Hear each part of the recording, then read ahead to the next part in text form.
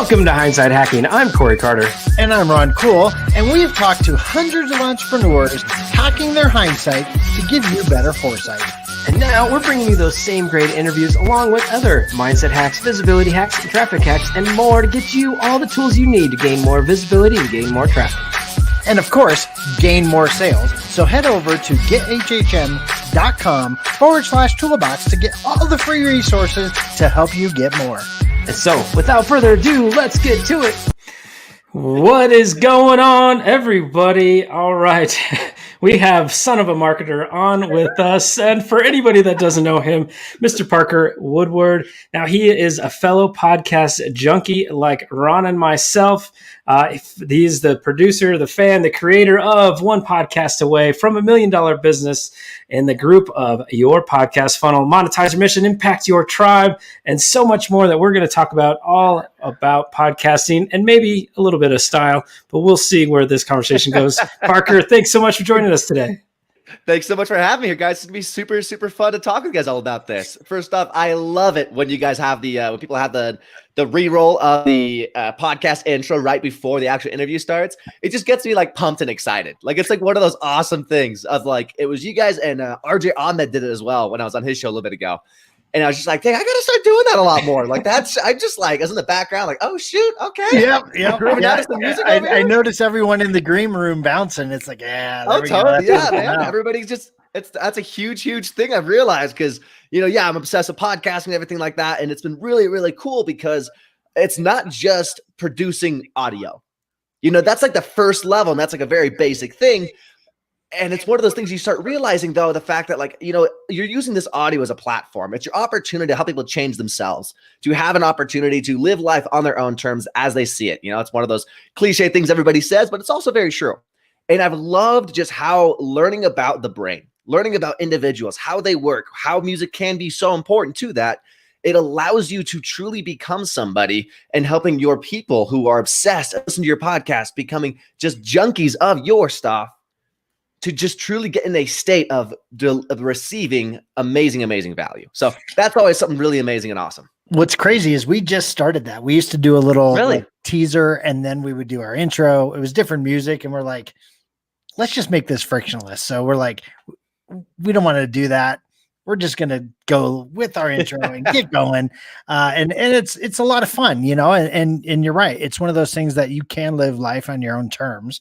But before we get too far into it, why don't you take a second to tell everyone a little bit about you?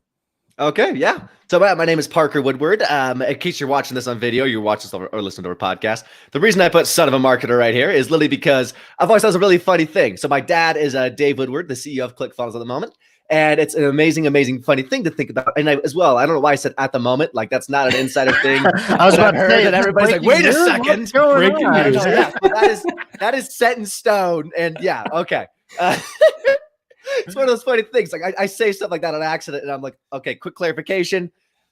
Like everybody calm down. Like that's not, okay. Yeah. So it's great. But no, so my dad has been a marketer my entire life. And it was really funny because me and my little brothers, we got like broken basically because of it.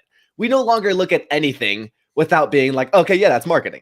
Like, that's why this works. Like, this is the whole reason why all this is having the most success, why this is yada, yada, yada. So that's always super funny. And so growing up with that and having this amazing opportunity to hang out with entrepreneurs and everything like that really inspired me as I was in college. I'm in college still at the moment. And to just think about the fact of how can I help others? What position can I be in to change other people's lives? And that all came through a basically knowledge that I've gained over the years of basically podcasting. And has scaled into the fact of not only how I can produce audio for people like I talked about, but also in helping people to understand the other side of it, which is how to help people to truly make investments. What is holding somebody back? How do you identify those pain points? And as I've kind of, gone through this whole journey of understanding like, okay, this is what I need to focus on is how do I transition from offering a lower tier end service because, offering audio type stuff, as I'm sure you guys have noticed, is kind of not what everybody really looks for sometimes. It's like, okay, yeah, I can do it by myself. Yeah, of course. But it's one of those things where if you learn to sell the thing that sells the thing, meaning the fact that, yeah, I sell how to basically I sell people how to actually, produce the podcast type stuff. But also on top of that, I help them explain, okay, once you eliminate the time that you're wasting on this, what are you focusing it on? And I think it's a really, really cool thing that like I've learned from you guys a ton. Actually, I was, kind of binge listening to a few of you guys' podcasts. Is that's a huge thing you guys focus on. And so if you're listening to this right now and you're like, who needs to produce my podcast? Obviously, Corey and Ron, they're fantastic and they're absolutely amazing, because it'll allow you to do just that. Of after I produce my podcast, what's the next goal?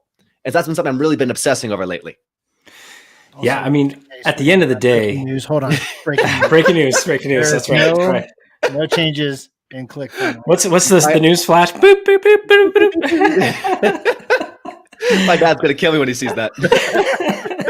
All right, so just a quick story. Like Ron and I, at the end of the day, we started a podcast, and then everything else changed. Yeah. Right. Like we had regular 6-figure jobs. We were building a side business of coaching. We discovered ClickFunnels, and that kind of squirreled us until Steve and Russell were yelling at us really, that we got to publish. Right. And then we started the podcast, and we're like, all right, now our business name has changed, and all these different things that we learned along the journey of having to create the podcast, the time, right. Trying to figure out, so many people don't launch, they don't do something because they don't have the tech skills to edit, or they don't have the ability to make a graphic, or they're spending so much time with it, they're not doing what's important, and that is to actually go monetize whatever they're trying to monetize. And so, podcasting changed our lives, and I'm in the process of training my son to edit, and he is helping me. November was his first month doing it, and now we are like at a doctor's office, and the doctor was talking. He's like, "Oh, how many times that person is saying we got to take away the ums. He'd be horrible to edit." And it's so funny. So I love that you were doing it for your dad for a while. What was the age? When did you start? When did you start at that basic level in the audio? Yeah, so I didn't do audio actually for him initially. What I initially did was show notes. So basically, like going in, like, okay, what's this episode about? What's the part that we're going to put on the quote cards? What are we going to make sure that goes out there to the world? How are we going to make sure that the transcriptions are all correct and everything? So that was my amazing, fantastic $20 an hour job that I had as a kid, which was, fantastic money. I think it wasn't even 20 at that point. I think it was like, I got $20 an episode, I think is what it was. And which again was fantastic money for a high school kid. It was awesome. Yeah. And it was just like one of those amazing things though, where it allowed me to be in that position of this is the type of people that are changing the world. This is what they're saying. I was a huge thing I remember at this time when I was working for my dad was the fact that I was writing down, and this is a huge problem people make when they're creating quotes, by the way, for their podcast and for their business in general, is somebody had a great quote of this is what ClickFunnels is great at. So I'm like, that needs to be a quote card because that's gonna push forward the business. And my dad said, no, that's not what we're wanting to do. We're wanting to sell people not on the business, but we're wanting somebody to listen to the podcast. Because the more we can get them to the podcast, the more they will consume our data and they will consume our content. And they will not only, get the 14-day subscription or whatever the heck it is, but they'll buy the course. They'll buy the software. They'll buy the courses. They'll come to the events. They'll become actual rabid fans. And, of a hindsight perspective that's what I've realized. If you're marketing your podcast, you are not doing it to do your business. You are producing your podcast and marketing it so people will go into what's known as your visibility ladder. That's when people come in and they're like, okay, this person is great. They do this, this, this, and this. What part of me connects with that the most? Okay, that's this right here. And then you can then go into your content and actually consume the data of, hey, this is the type of content that people consume the most. Not only did they consume it though, and people like most listen to, but this is when they dropped off. And so that's what allows you to just really get in the mindset and the frame of mind that your listeners and your dream audience really has. Yeah, no, I love the whole idea of the visibility ladder because that is so true. We try to help people understand it's a platform, but it's not necessarily your sales platform. It's just for you to be out there and publish. And going back to, your product of one podcast away, that's so true. Absolutely so true. Because, I was talking to my wife about this. She wants me to teach our daughter to not have to go find a job, just like Corey's teaching his son. But if it wasn't for a silly little podcast, our lives would be different. today. Like we would still be working in a job. And it's all because of a silly little podcast that we don't. Oh, 100%. Yeah. And to add to that, Ron, real quick, sorry, to add to that though, it's the one podcast away is, I think, more true than the one funnel away. Because one funnel away, anybody could be one funnel away, but you could build 100 funnels or 1,000 funnels before you find that one. And honestly, if you do a podcast right with the right people and the right support, you're truly just the one podcast away. Yeah, totally. And as well, just another quick, breaking news disclaimer type thing to roll at the bottom of the screen is that we actually shelved the one podcast away. You did? Me and my partner. Yeah. No, yeah. I totally forgot to tell you guys about that. Oh, it's all good. It's all good. You're the third person that's asked me today about it. So clearly I need to get better at telling people. Why'd you shelve it? So basically, it was just because Evans and I were going to go in different directions with podcasting. And so, we were both going to be like, hey, we're going to be offering these different types of things. It's going to go different than each in our value ladders. Like, it was an amazing experience. We learned a lot. Like, let's shelf it. We'll do it later again, maybe. But as of right now, we both need to kind of focus on different things in business and in life. So we decided to split it and shelf it. But Evans is still, I will always speak highly of Evans. Like, he is a fantastic. It was no character thing that reason that we split or anything like that. It was just 100%. We both had just different philosophies about business and where we wanted to take stuff.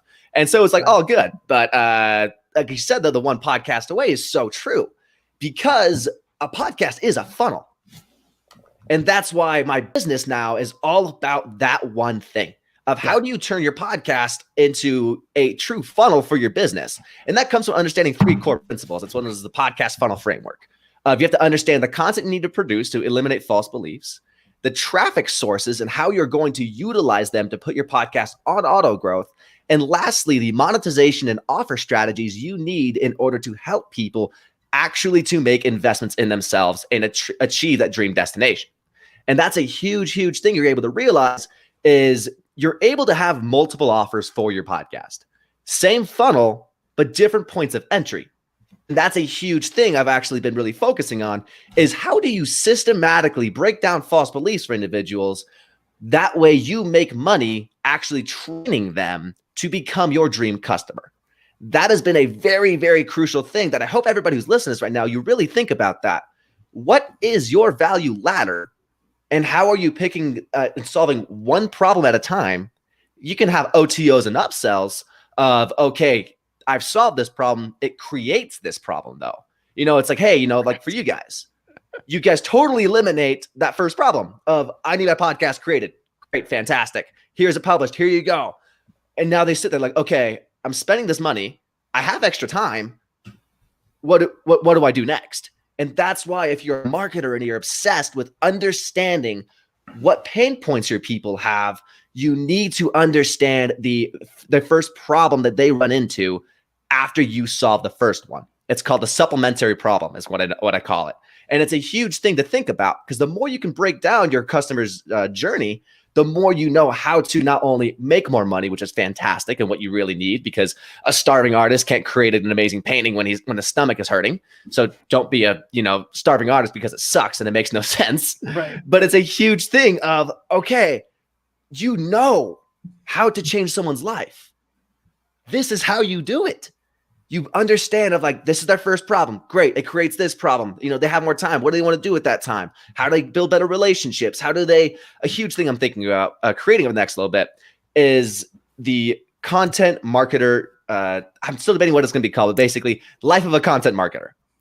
They have ADD. Indefinitely, if you're creating content for your business. Oh, seriously. I don't know this what man you're stand right here, Mr. Ron. Yeah. Oh, I've got it so bad, 100%. And it's one of those funny things. Yeah, it's true. Because you have ADD, you are more able to create creative styles of content because your brain constantly will ruminate on that. And so the more you can discover about yourself, and this is a whole thing again with my own value ladder, is that is going to be a crucial thing over the next little bit for me. Is it's a selling point, an entry point. Even a Stephen Larson, I've become obsessed over his stuff lately, and he calls it a launch pad offer. So basically, if people are like, I want to become, a content marketer, and you talk about, but the pain point you felt before of you've created something and it's a spiritual journey. Here's how to make sure that if you fail, you know how to recover from it. Here's a framework of understanding what success really means for you in your business at this moment, how to make sure your brain is set up for it. And on top of that, how to make sure that you are constantly able to be there for your people, regardless of the pains of personal life that kind of go on. So that's like a whole thing. That's the entry point. Your podcast is an entry point for your business. It's not a place for you to ramble. It's a place for you to change lives. And it's very easy to make it like that as well. Yeah. So many good things there, Parker. I want to touch on one thing. You talked about creating content to address the false beliefs of people that are coming into your funnel. And so how do you share when there's people that they want to have a podcast or they want to get their message out, but they're like, who would listen?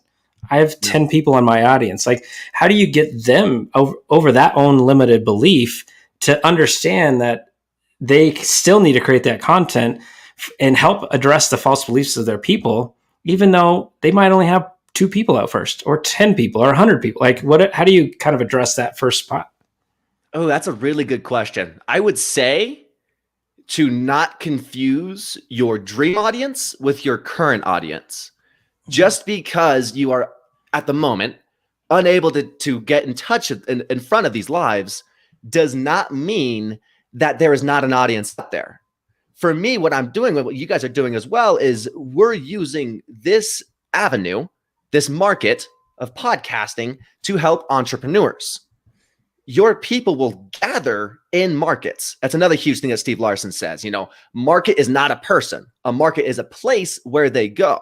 So what your responsibility is, identify what real place they want to be at. It all comes back to whole 3 human needs. You're either helping someone improve their health, their wealth, or their relationships. That's super great.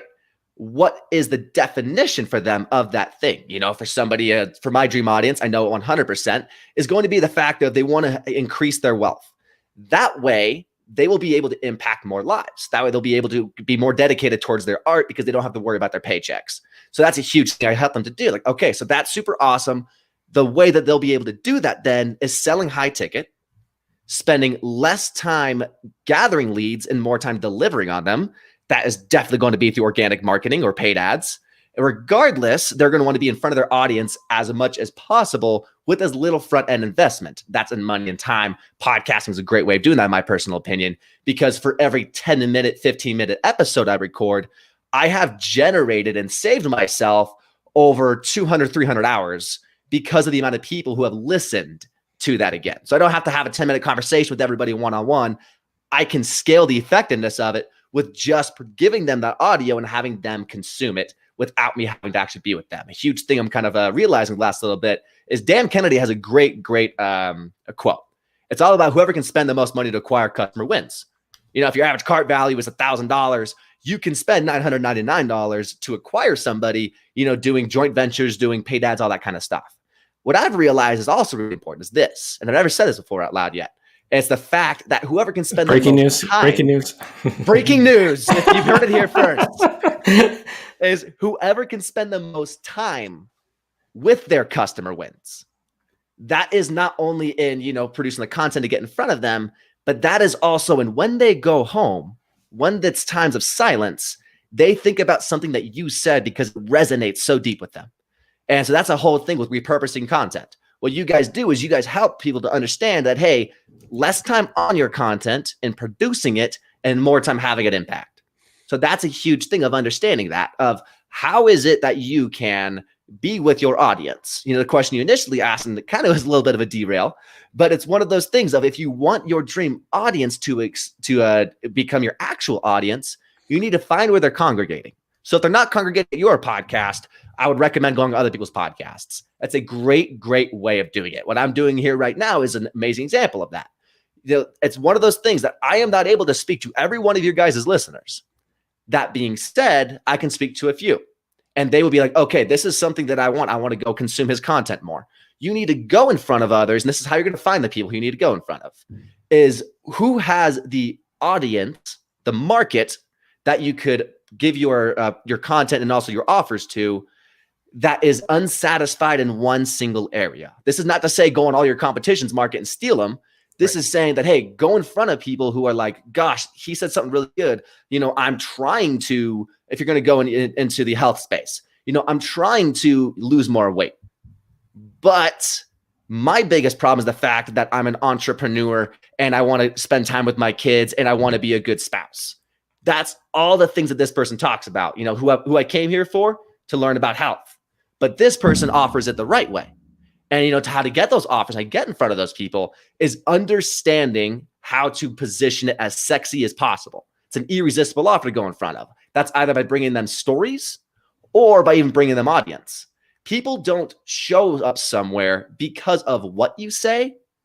They go there because of how it helps them to make an internal change or fulfill an internal identity. That's a huge thing of understanding, is you're not creating content. You're creating opportunities for them to change themselves, to become that person they have always wanted to become. I absolutely love how you're talking about content, because frankly, I think I thought about it in that way, but I don't think anyone's ever verbalized it that way. So I think that's amazing that you brought that up. And yeah, there's a bunch of different ways that you can go out and fill the gaps of different people's pain points. Yeah. Out there. Corey and I, we were just helping a client this morning where we're like, hey, you can spend all the time and do all of this stuff and you could probably get it done, but you're sacrificing the actual job of what you're trying to do. That's how we can help solve that pain point. But I think there's so many people out there that could easily find those little holes and say, you know what?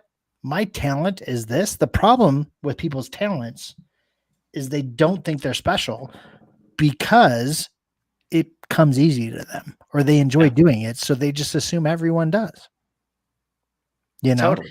Yeah. And for you, I'm jealous because you're starting so young at this game. It's like, gosh, man, it's awesome. Your dad gets it. You're not going to have the dad say, oh, you got to go to school and blah, blah, blah, blah, blah, right? It's what my dad tells me to do too. Well, I think that's amazing. And, for me, it's like, gosh, where would we be if we started that way? Oh, it's absolutely insane. Yeah. Yeah. What does your friends think of all of this? I'm not going to lie. I have no idea because it's just, let me tell you why.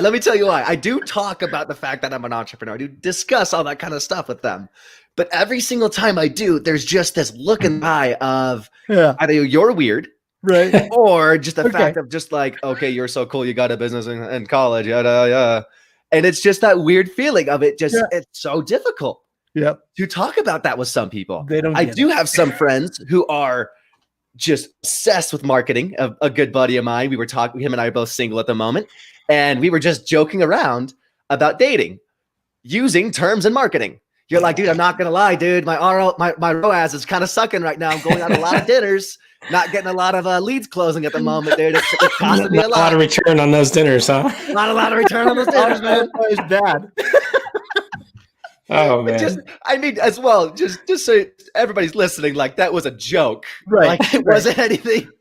But it's when we were just cracking up because we were just like, oh my gosh, yeah, dude, I was going out with this date with this girl and it wasn't very successful. And he's like, dude, did you do a triage call? Did you onboard? Did you qualify the lead? And I was like, I'm not going to lie, I did it. And it was just like this super funny discussion. The importance of that is the fact that you have to surround yourself with those people. That's right. Because it's super important, and you can have, not everybody has to be, obsessed with what it is that you do. I have a whole bunch of people where we talk about the weather, we talk about life, we talk about religion, we talk about different types of things. And it's great to be with them. It allows me to unplug, allows me to be in reality. But at the same time, I can't talk to all of them about these different types of things. I have spent more money this year on coaches and stuff like that some people have spent on a college tuition. Right. And that's okay. Yeah. And it's one of those interesting things, though, of the fact that I understand who it is I can talk to about these different things. If you are an impact-driven entrepreneur and you are stoked and excited to change lives, you need to take care of yourself to do that. Alex Sharfin is a great podcast all about that. It's called Momentum. If you want to feel like you are being spoken to, you need to listen to his podcast. Like, honestly, you listen to it and you're like, oh my gosh, this guy knows who I am. It's a great study on how to understand somebody. It's really fantastic. And in regards to all that, though, that's the one thing he says is understand where you can put effort into, that you will get the right return out of it. I think it's a huge thing that people struggle in creating a podcast. They go into it with this expectation that I've launched my podcast. That's it. I'm done. It's fantastic. It all comes easier after this. In reality, it doesn't, because you didn't go in with the right understanding of the effort afterwards. It's called the art of the second decision. One thing leads you to begin, but another thing needs to let you continue, rejuvenate you, recharge you, get you excited. Just like you said, Corey, the fact that how do you grow past those 10 listeners? First step is understand your purpose. This is not to get numbers. It's to change lives. And that will get you a certain distance. That will help you understand that, okay, I'm doing this not just for these numbers, but I'm understanding that I have changed somebody's life before. The next step of it is then, of course, getting the scale. The scale side is honestly best done. Put your podcast in auto growth. This simple strategy right here. Get on other people's podcasts and have people on your own and blast that thing to social media. Not link barfing, but instead, because that ruins your relationship with people on your Facebook feed. If you're just like, hey, listen here, I have this. You're like, dude, stop. Like, that's not going to do anything. Like, why would somebody click that link? It's stupid. And instead, what you need to do is talk about the journey. Talk about the fact that this is why this needs to be said. This is the pain point that I addressed.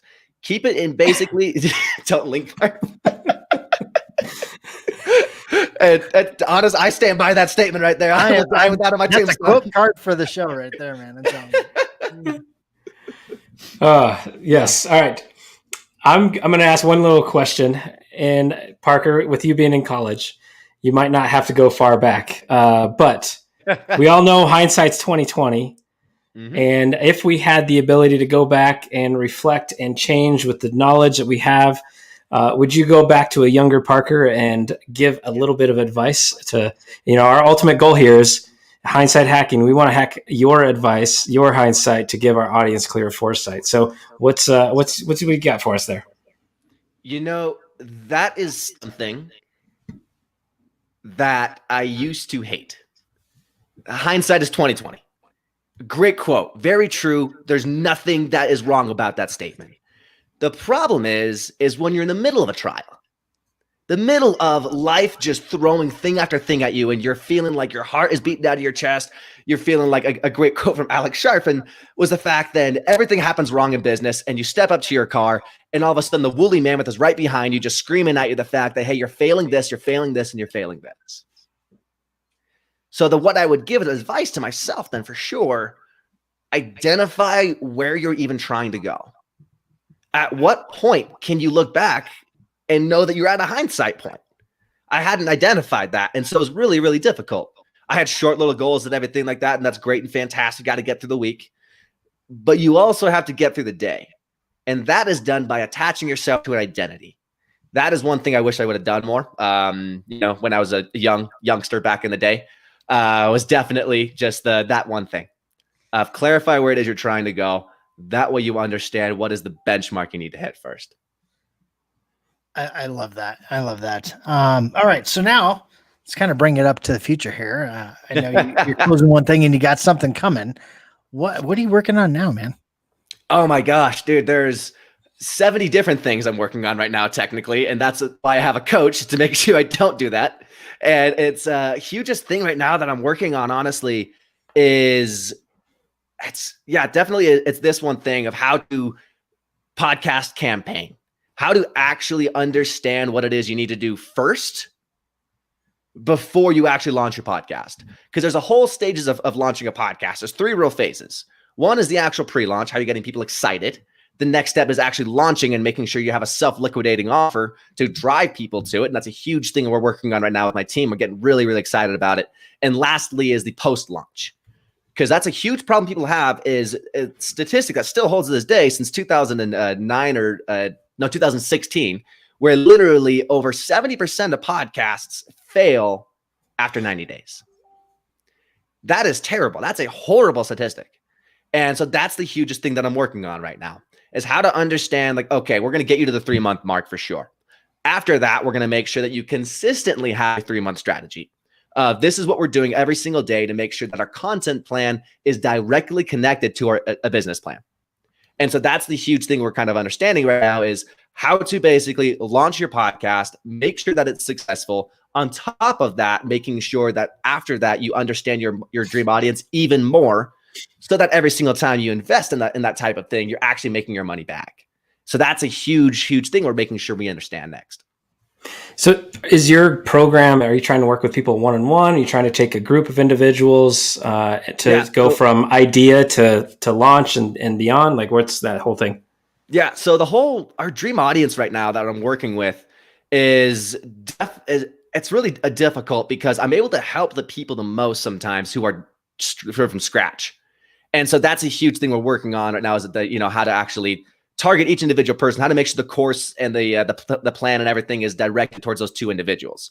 Because you either have a podcast you need to launch, finally get it out there, or you need to actually relaunch your podcast and scale it. You've got this whole thing going and you're feeling like, oh my gosh, I need to get this even further. So that's a huge thing right now. But the direct thing we're working with right now is definitely being more one-on-one. So that's the huge thing we're doing, is we're understanding the 12-week process, basically, of how to make sure that you're doing just very simple, little much effort on your end as possible, getting to the point of understanding our message is validated, what future messages we need to have, and on top of that, understanding of who can help us get that message out even more. Huge, huge thing. You have to make sure you're getting interviews, have to make sure you're scaling your podcast in that way, and on top of that, actually getting a network. Because this is one of those great things, the three of us were able to have this chat, and then afterwards, we're able to understand that our relationship has improved. We're able to understand that, okay, we're all on the same team here. We all understand that people are in immense, immense pain, and we have the tools to get them out. And we have, Dream 100, we're able to extend to each other. And so if you can understand your value points for that, you're able to have better reach outs, and even as well, doing the exact podcast campaign strategy of who is the next person. Because that's a huge thing people always forget about. They have their Dream 5.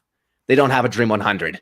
No. And that's a huge problem people have, is they're like, oh my gosh, Russell Brunson, Tony Robbins, Dean Graziosi, Pat Flynn, Robert Kiyosaki, Elon Musk. And you're like, whoa. Good luck. Yeah, that's not going to work. Like, what value do you offer to those people at the moment? But you can get to that point. And that's only an understanding, like, okay, value to the people we can at the moment. That way we're able to scale to the point of Russell knocking on our door. Exactly. And that's near and dear to our hearts, because we joke around that if you follow the Dream 100 to the T, it's the fastest way to fail in business. Because at the end of the day, you started an entrepreneurial journey not to buy shoes for someone else, to make money for you, or to spend 10 years chasing after somebody, right? We don't have that kind of time. So it's like, hey, let's just look at the people around. There's so many ways you can help each other out. You start leveling up, and then pretty soon you've increased where you were, and you can look back and go, holy smokes, I'm closer to that Dream 100, but I'm not gauging my success on connecting with those Dream 100. Oh, totally. Totally. And so I love that you just said that. Corey, it was your turn. Sorry, I apologize. Oh, it is? I don't know. I thought it was you, so I was good. We have this thing, we go back and forth. It's better to ask forgiveness than permission. I know what I want to say. All right. So ultimately, Parker, you've now been watching this game. You're very close to obviously your dad and ClickFunnels and that whole marketing realm. You speak in terms of, you've read the books and you've paid attention to what Dave and Russell have been saying. What's the advice that you give to the brand newbie, whether they're just trying to be an entrepreneur for the first time and they're over 40 like me, or they're in college like yourself? Like, what's that advice? Like, how do you get them to go from fear-based that's keeping them from starting to actually just going and doing it? How do you get somebody to start or scale from any point? Man, that's a difficult question. That's one of those ones that if anybody has the perfect message for that one, their ad spend is definitely going to go way down, and that's just one of those things. I could buy a whole bunch of dinners for cute girls. It's going to be great, basically. It's an analogy. But in all honesty, man, if I was to give any advice for somebody, it's find a problem that you can solve easily. Like one of those ones where you're like, dude, I know exactly the pain point you're in. I know how to get you out of it. And once you identify that pain point, identify the next one after that. That's a huge part of business right now. What we're launching next little bit too, probably as well, is podcast funnel frameworks. It's a training where literally it's like, okay, these are the frameworks that top entrepreneurs are using to scale and have a successful business. Russell Brunson's, it is the 3 books that he gives you. He teaches you how to get traffic. He teaches you how to have a successful funnel and how to put the right words on that funnel. Those are the 3 things his entire business is a part of. And he identified the first problem was .com secrets. He was able to help those people first. He can help anybody create an amazing, amazing funnel. And that's what he focused on. He's like, okay, I can help people do this. So find that one thing for yourself. And, if you're thinking about the fact I'm not an expert on it, it's like, yeah, you're not. And neither is Tony Robbins, because he still spends most money, like a lot of the money that he makes on learning. He still is at that level. So find a different way right now to get paid to learn.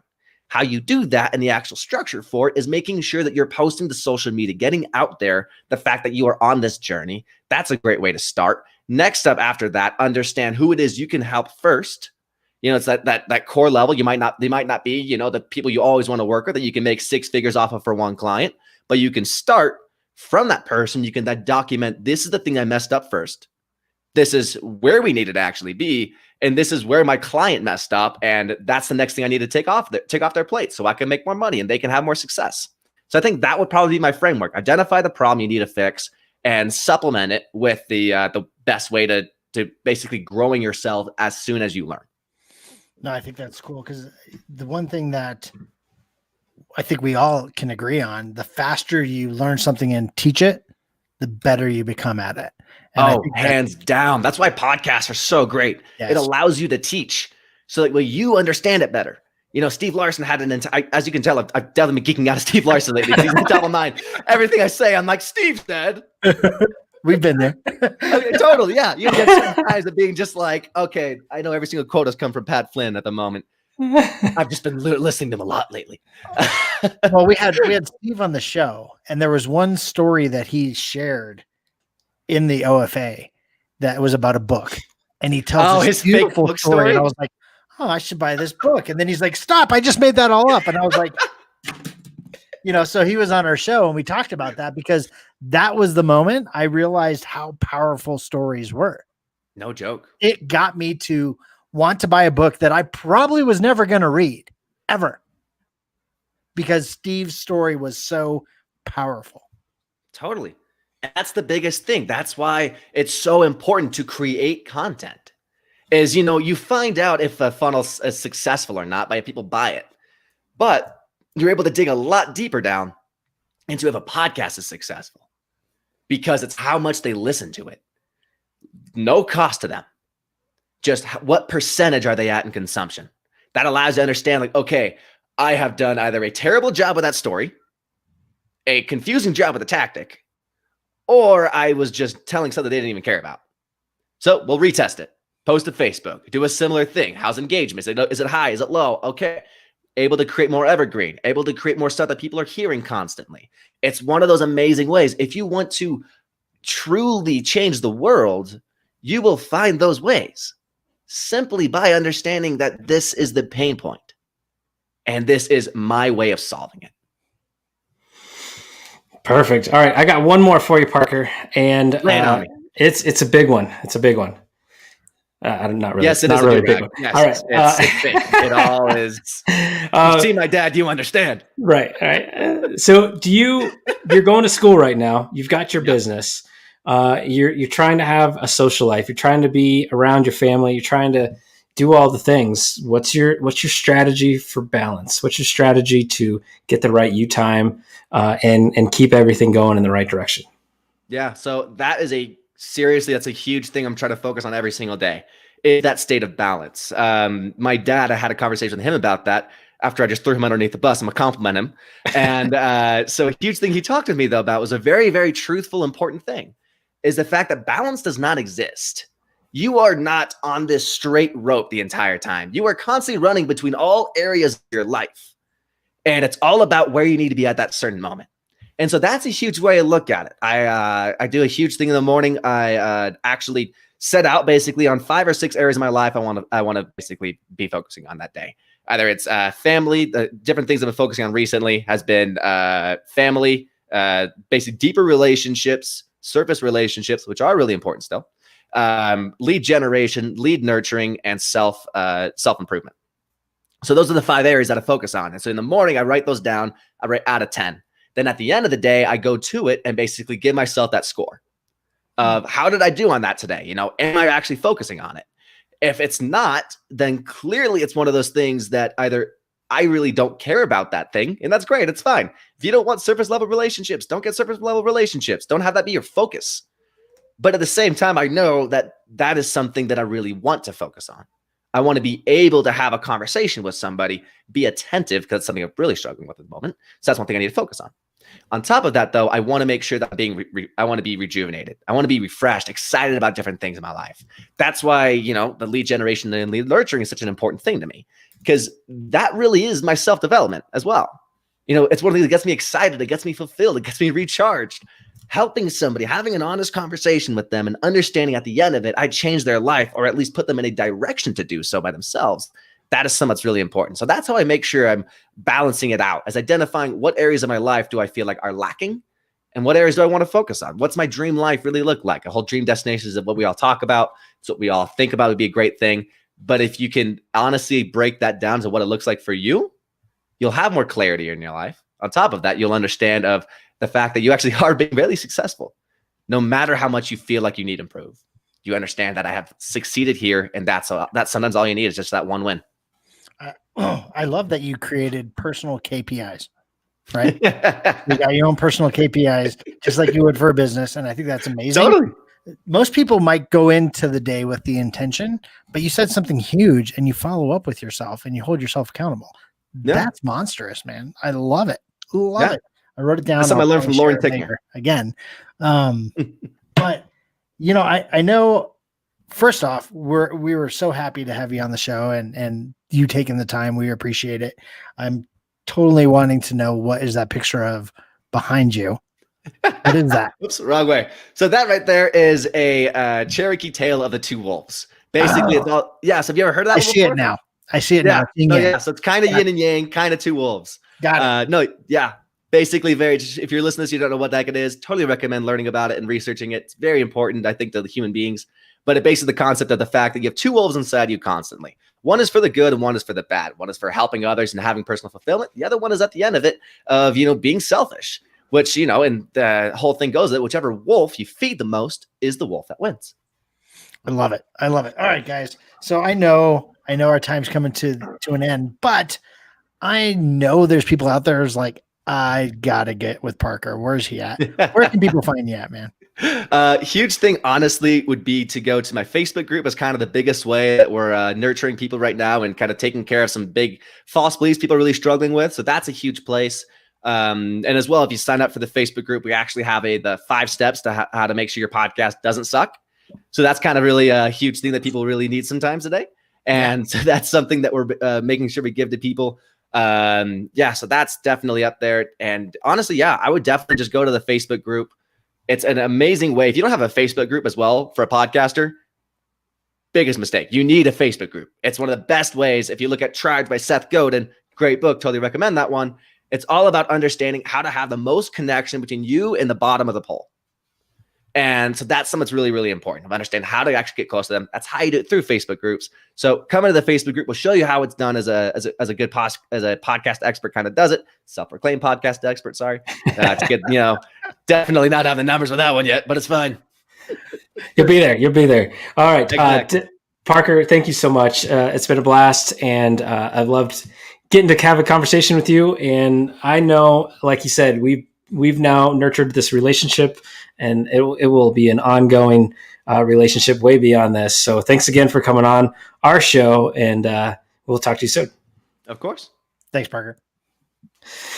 All right, Ron, full of energy, full of life, and full of podcasting gold. What do you got for us today? I got so much, man. I mean, seriously, I say that like every time. Got to think of something else. I have hardly anything. All the guests backstage are like, I don't think so. I want to talk about the personal KPIs. Like, I love that.